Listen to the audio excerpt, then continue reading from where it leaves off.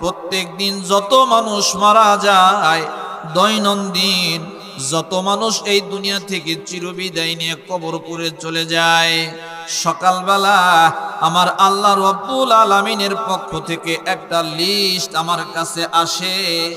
ওই লিস্টের মধ্যে আজকে দিন যত মানুষ মারা যাবে তার নাম লেখা থাকে, পাশে তার বাবার নাম লেখা থাকে, তার গ্রামের নাম লেখা থাকে, এবং সাথে সাথে সাইটে লেখা থাকে এই বান্দা কোন জায়গায় মারা যাবে সেই জায়গাটার নামও সেখানে লেখা থাকে। সুবহানাল্লাহ।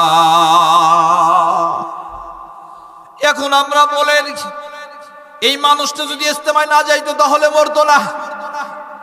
এই মানুষ যদি পিপুলবাড়িয়া বাজারে না যাইতো, এই মানুষ যদি আজকে ঢাকা না যাইতো তাহলে আজকে মরতো না। এটা ভুল ধারণা।